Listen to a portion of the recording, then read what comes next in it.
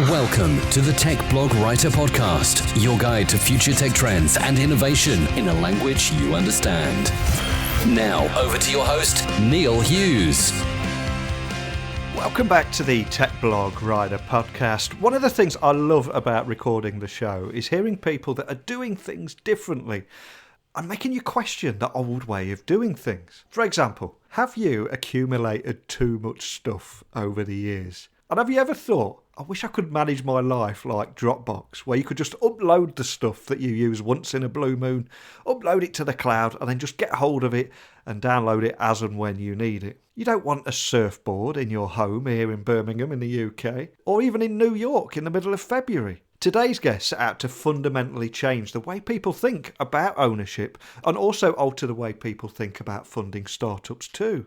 And he has done all that with a company called Omni. Now, Omni is an operating system for physical things based in San Francisco. The company started on-demand personal storage and has now evolved into personal storage and rentals, creating a world where access to things and experiences is more important than ownership. This story has it all, from a fantastic idea to Ripple, the fintech startup behind the XRP token, who backed Omni through a $25 million seed round, and to even turning to an Amazon executive, Brandon Rowan, to help scale the business. If you love technology and you love startups, you're in for a treat. So buckle up and hold on tight as I beam your ears all the way to San Francisco so we can speak with Omni's CEO and founder, Tom McLeod. So a massive warm welcome to the show. Can you tell the listeners a little about who you are and what you do? Sure. My name's Tom McLeod. I'm the CEO and founder of Omni. We're an on-demand storage and access company that is fundamentally changing the way people relate to things that they own. So we started with this idea around too much stuff in too little space in urban environments. So you'd be able to hit a button on your iPhone and someone would show up at your loft, your apartment, and take the things that you don't necessarily need but still want to keep a relationship with. So your tents and sleeping bags and golf clubs and all these things that you want to have in your life but don't necessarily need to have in your space. We photographed every single item and we store it in our secure facilities, and we could bring you anything back in under 2 hours. We've now launched sharing and renting on top of that service. So you can say, cool, you know what, when I'm not using this bicycle that I have stored in Omni, I'd let someone rent it from me, and basically turning all of your stuff into an asset that you can create value from. Similar to what Airbnb does for apartments, we're doing for everything. And that's our vision. Our vision is this world where it's more about accessing things than owning everything. And the things that you do own should at least be able to create more value for other people and yourself. Oh man, that's an incredibly cool concept. What's the story behind it there? When did you come up with this concept? And also, what was the moment that made you turn that idea into a reality? Yeah, I started, I moved, as I think a lot of people, moving is a turning point in your life. You make a decision to change your locale. I went from Washington, D.C. to San Francisco, and the housing markets are very different in the U.S. between those two places. So I went from a two-bedroom apartment at half the price to a one-bedroom apartment at twice the price in San Francisco, plus I got married and had a wife. And so the day after we moved into, I like to say it, we also moved into a storage unit. And when I was looking at the items that I was storing, they weren't junk. We'd actually already purged. We'd already gotten rid of the things that we didn't want in the move. There were things that we'd already assessed had value to us, and we wanted to be able to use them. They just couldn't be where we needed them at the time.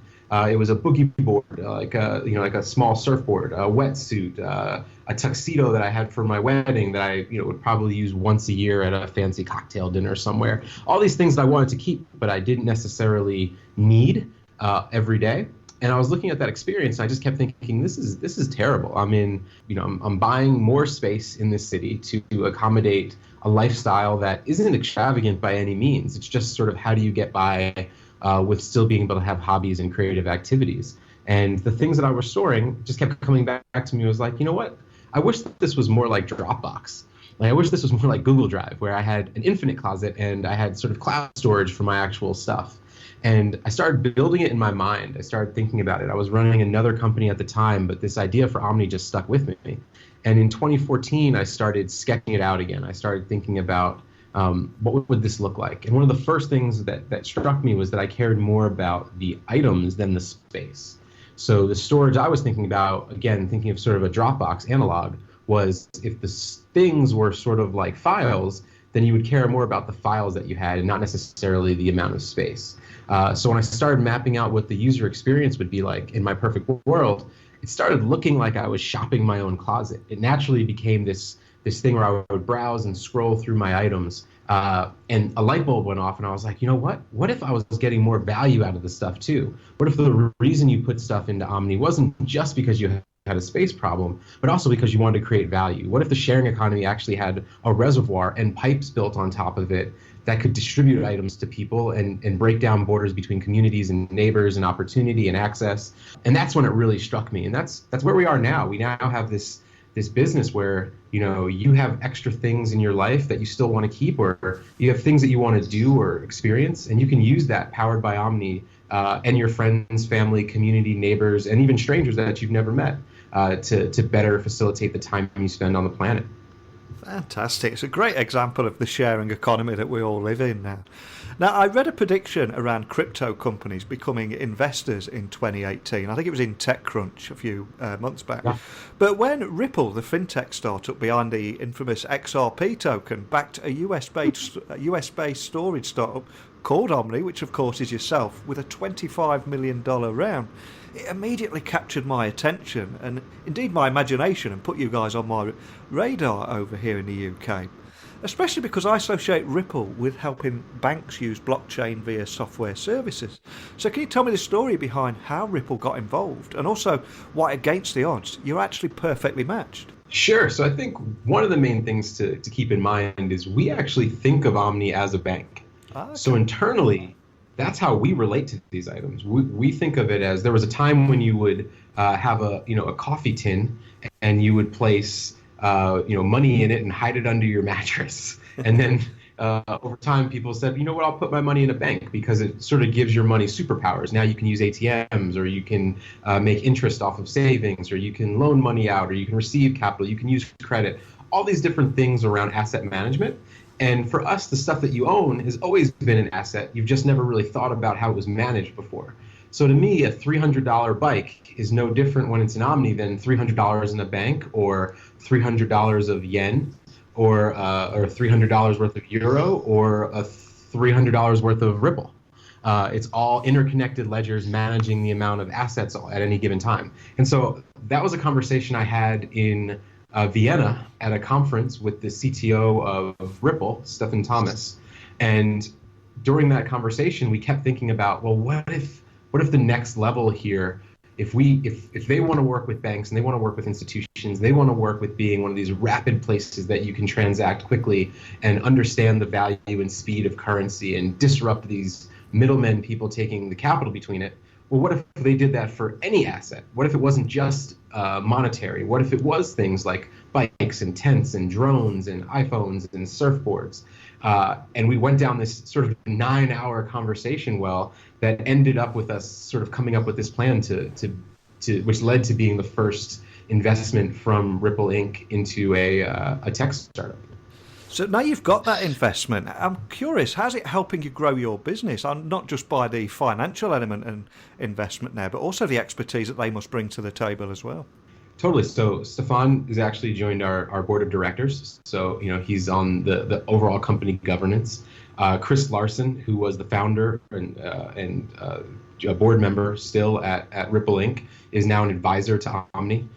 So it's great to have sort of a person who has scaled a massive business as someone I can talk to and pick up the phone anytime. So just from infrastructure levels, having these, honest to God, visionary people willing to work with a company that's growing and thinking through these similar challenges that they've done with people and things in my corner is amazing. So number one value add is just access to great intelligent minds that are working and forward thinking. And number two is working with Ripple itself.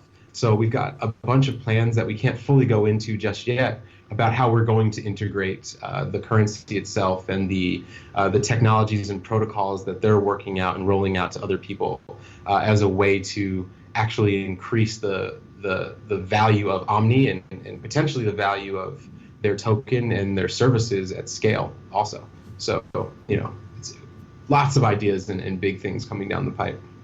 So at Omni, you're actually on a mission to fundamentally change the way people think about ownership. That's the path that you've chosen there. But do you think you've also unwittingly altered the way people think about funding a startup too? I would question the word unwittingly. We fully think that we are attempting to change the way people think about funding startups. As a founder, and this isn't my first time either. This is what is this? Gosh, my fourth company. If I look all the way back to when I used to run a music studio, I've done various different types of fundraising, from bank loans to friends and family to institutional large-scale VCs, and now a cryptographic services and currency company. And I think one of the best parts of being an entrepreneur at this time in history is there is suddenly a much wider berth of opportunity around capital and how you can receive it in what various forms and how you can think about building the biggest business possible. And so, yeah, I would say we wittingly, willingly, and deterministically said, what if this was an option? What if suddenly businesses that had similar long-term goals were able to partner together with capital and opportunity to do things that are in the best interest of both of their successes and bottom lines? And that's why it came together. And I expect you're going to see tens more of these deals this year from different companies and hundreds into thousands over the next decade as this becomes significantly more prevalent and shifts the behavior of foundational investment capital on the planet. So would I be right in saying as well then that you think it also opens up new opportunities for startups, as well as a new definition of value, and also new ways that consumers view those physical and digital items of value? I do. Anyone who's building a business right now that has any offline component, which most consumer plays I'm seeing, besides pure digital sort of photography and video and audio companies, tend to be doing something based around some degree of service or delivery or logistics or operations or hardware tech, or they're touching a lot of these different things. And when you think about how you're creating value between online, offline, digital, currencies, services, being able to reconcile payments quickly, being able to have capital that is aligned, not just with the biggest business, but with partnerships and building, will definitely, in my, this is obviously an opinion, but I think it feels pretty right, will definitely lead to more likelihoods of successes as you're pooling the wealth a little bit towards directional success of everyone, as opposed to just sort of placing bets on wide industries. Now, from the outside looking in, the first thing I thought was the next stage for you guys must be looking towards scaling your business efficiently. But I did a bit of research on you guys, and I quickly found out that you hired a former Amazon exec, Brandon Rao, and I brought him on board too to help you scale the business. Can you tell me a little bit more about that? Even with all the amazing creative stuff we're doing on product and financing and all these different things, we think of ourselves internally as, we're definitely a logistics company at some level. Yeah. And that level right now is the biggest one. So we have vans, vehicles, workers who are all, partial owners in the company, all this whole team of people. It's over 50% of the company size are the people who are part of the logistics network. And having a person who has done that at the biggest company, the biggest scale of logistics on the planet, for all intents and purposes, was an amazing opportunity for us to see how quickly we could level up. And it is about scaling. It is how do you build towards these efficiencies that someone has insights around a company that delivers millions of packages a day, if not in hours in some peak days during the holidays. What does that look like when you're trying to go directionally towards them from a logistics perspective? So it's a big opportunity, and we're lucky to have him. So what's next for Omni? I mean, how do you see that road ahead evolving? So for us, ever since the beginning, I always sort of thought about how to build the right business. This idea of how ownership moves between people, et cetera, required expansion. So one of the big things for us is opening our next market. So we actually announced yesterday, which is pretty awesome. You're almost getting the full exclusive here that we're launching Portland, Oregon, as our next major market. This will be the first time we've expanded outside of the greater Bay Area here in California. And that's going to be the first of many markets we open in the next 24 months. So that's what we're looking at now is, can we take the product market fit? Can we take the opportunities and logistics and everything we've built out here and start to scale it to other markets? And suddenly the world opens up to access. It's not just about having access to a bike when you're in San Francisco, but it's now Portland and hopefully one day Birmingham and London and Paris and everywhere else in the world. Because we're, Omni is actually omnipresent in different places. Fantastic. So you do see yourself expanding way beyond the US and around the world eventually, then? Yeah, I actually believe when I do the numbers, I actually think when you look at real population density plus technology plus adoption, Asia has amazing opportunities for us for upside. Your Shanghais, your Jakartas.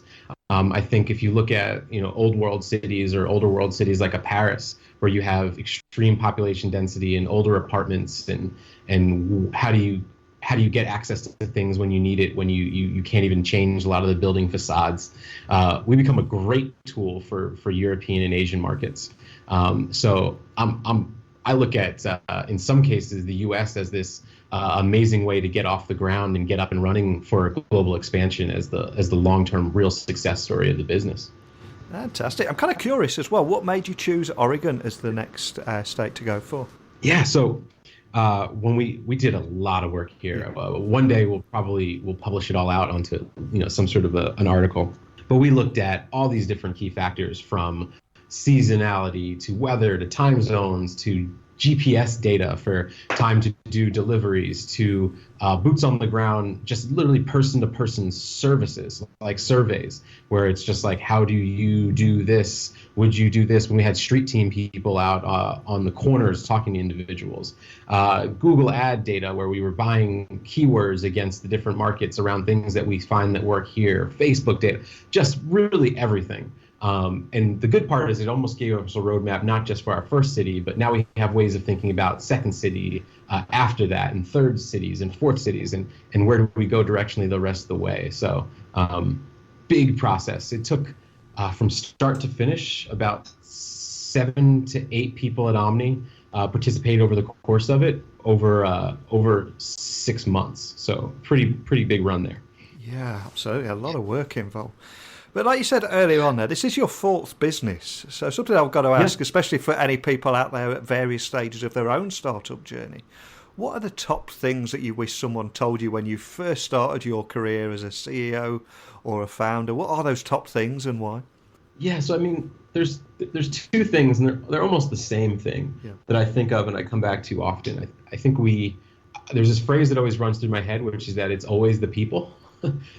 So it's always the people who use your software or your service or your business. It's always the people who work with you, for you, on the team there. If it's a problem, it's going to come from that. If it's a success, it's going to come from that. If it's a failure, it's going to come from that. If it's a win, it tends to be the people and how they recover and work and the culture that comes out of that. And I think in the beginning, you kind of start relatively alone.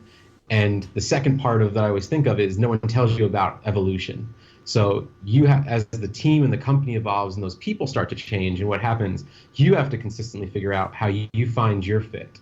One of the things that resonates with me all the time is that founder isn't a title. Founder is a person who starts something, but it doesn't necessarily deterministically mean you have to be the person to finish something. So constantly assessing what's best for the people who have now joined in the dream that you started as a founder, and how do you continue to earn the right to be the CEO or the CTO or the COO or run the actual ship. And that's a big thing for me. I think people come in saying like, I'm starting this and I'm going to see the end. And I now think every day, am I doing the things that allow me the opportunity to continue to see the end? I want to be here at the finish line, so I need to level up, just like I'm asking for the business and the numbers and the growth and the individuals that work here. So I think you get an idea early on that there's a ride and there's a thing, and I wish someone had told me to be prepared for the constant and perpetual change of your daily understanding of yourself in regards to the business that is also changing around you. Excellent advice. Sounds like you've been on a fantastic journey there. But before I do let you go, can you remind the listeners of where they can find you online and also contact a member of your team if they've got any questions at all? Sure. The Omni website is beomni.com, beomni.com. We're Omni, at Omni, on every major social media, so Instagram, Twitter, Facebook. And then me personally, I'm T McLeod, TMCLEOD on Instagram, and T McLeod3 on Twitter. And yeah, I'm happy to talk to anyone, feedback, any future founders, current founders, thinking about wanting to be a founder, happy to chat in any of those capacities.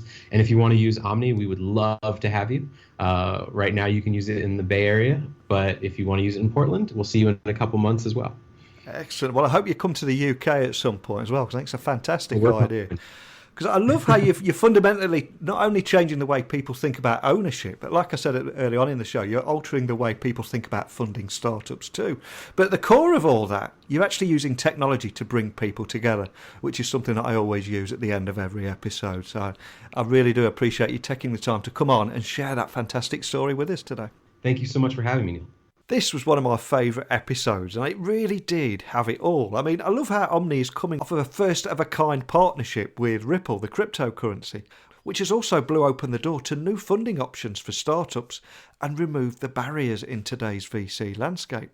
And Omni CEO and founder Tom McLeod there, he revealed some great opportunities for startups and also redefine value and the way consumers view physical and digital items of value. But what are your thoughts on an economy focused on moving items seamlessly from one person to another? For me, it sounds like Omni will be coming your way in the near future, so promise me one thing, and that's that you'll remember where you heard about Omni first.